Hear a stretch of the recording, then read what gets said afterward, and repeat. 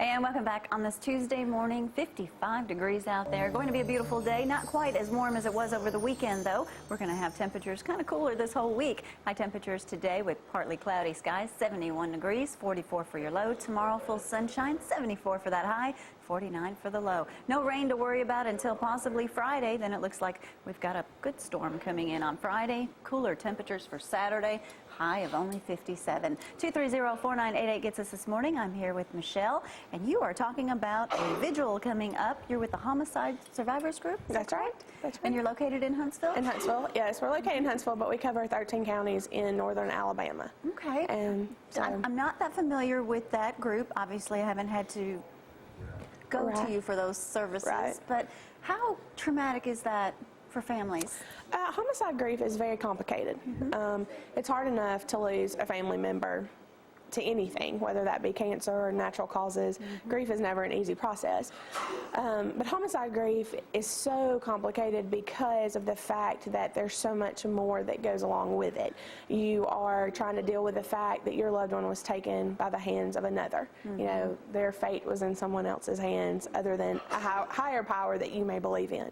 So you're dealing with that, and then you also have the judicial part that comes with it, which is a very long and lengthy process. It's not just immediately over. No, it continues. And I've just noticed, you know, I work with so many families, and it seems that they come so far. I mean, they never get over it, but they, you know, come very far in their journey of grief, and then trial comes up, and it's right back to square one. You know, we're starting all over because it brings up all of those emotions, raw emotions, just all over again.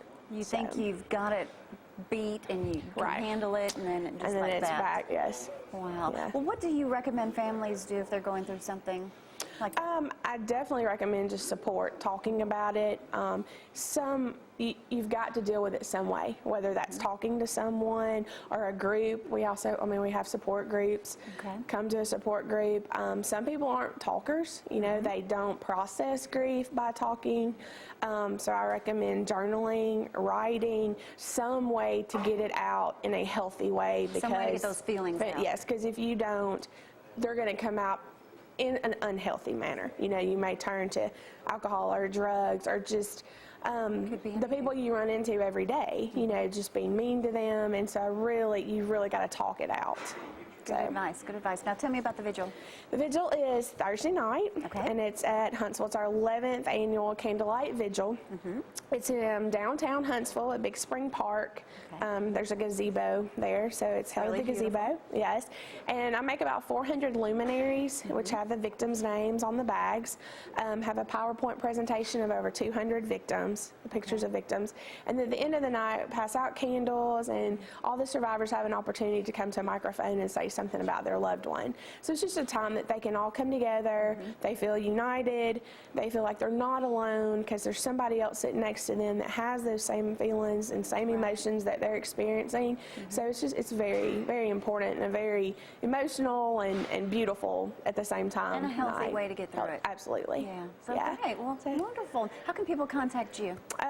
Well, we have a website, and also my phone number is area code 256-551-1610. And it's actually through Family Services Center as the agency, but it's the Homicide Survivors Program. We offer counseling, individual and group, cover 13 counties in North Alabama, and everything's free of charge. Can't beat that. And I do want to say, Frank Morales, you know him well from up here, so you give him a hard time when you see him. I will. Thanks for having me. You are so welcome, and make sure you participate that if you can. You got to get it out in a healthy way. Speaking of healthy way and things that we're going to talk about this morning, stay with us. We're going to take a quick break. When we get back, we're going to talk about a benefit taking place for Liza Blue, cancer benefit. And we're going to talk more about that in just a moment. Stay with us.